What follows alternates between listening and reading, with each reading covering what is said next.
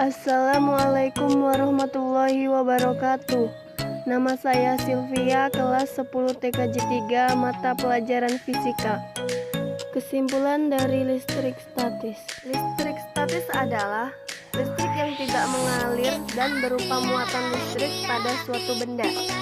Struktur atom terdiri atas 1.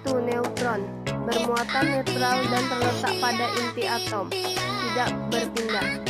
2. Proton, bermuatan positif dan terletak pada inti atom, tidak berpindah. 3. Elektron negatif dan terletak pada kulit atom, dapat berpindah dengan menerima melepas energi.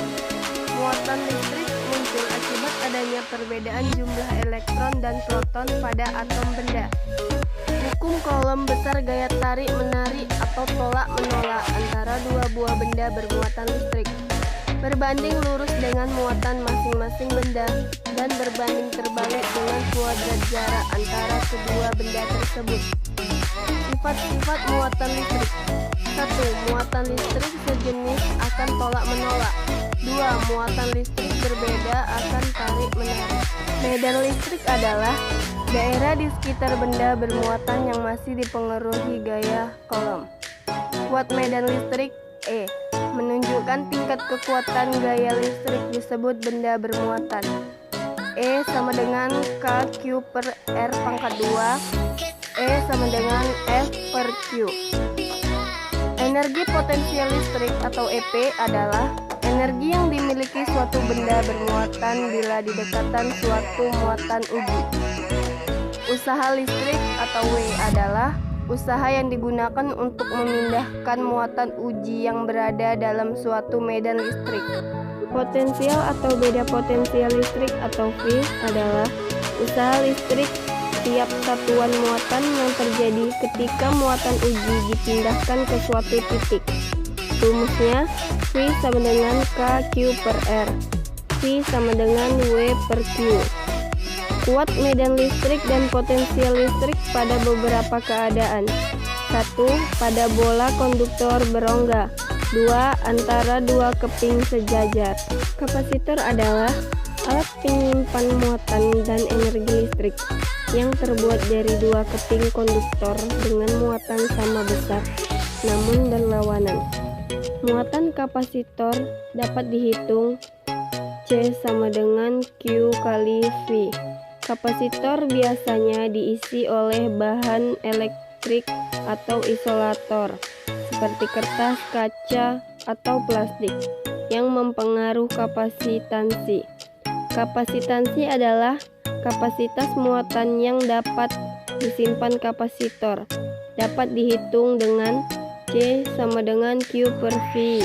Hukum Gauss menjelaskan tentang jumlah garis-garis gaya listrik atau flux listrik yang menembus suatu permukaan tertutup.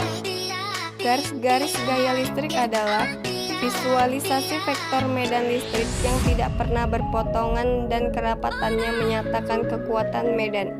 Energi kapasitor yang tersimpan di dalamnya yang berupa energi potensial dapat dihitung. Rangkaian kapasitor dapat disusun menjadi dua susunan, yaitu rangkaian seri dan rangkaian paralel. Rangkaian seri adalah rangkaian kapasitor yang disusun sejajar. 1. Potensial total rangkaian adalah penjumlahan dari potensial seluruh kapasitor. 2. Muatan listrik yang mengalir melalui tiap kapasitor adalah sama. 3. Kebalikan kapasitor pengganti seri sama dengan jumlah kebalikan nilai kapasitor seluruh kapasitor. Rangkaian paralel adalah rangkaian kapasitor yang disusun bertingkat. 1. Potensial di seluruh kapasitor adalah sama. 2. Muatan listrik total kapasitor adalah penjumlahan dari muatan listrik yang mengalir ke masing-masing kapasitor. 3. Kapasitor pengganti paralel sama dengan penjumlahan dari kapasitas seluruh kapasitor. Aplikasi kapasitor antara lain: 1. Blitz pada kamera menggunakan kapasitor. 2. Alat untuk memilih frekuensi radio. 3. Memisahkan arus bolak-balik atau AC dengan arus searah atau DC dengan menghambat arus AC dan menahan arus DC. 4. Filter pada rangkaian catu daya.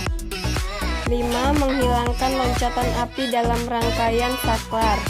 6. Menghilangkan bunga api pada sistem pengapian mobil. 7.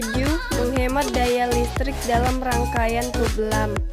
8. Catu daya cadangan ketika sumber energi yang menyuplai alat listrik terputus.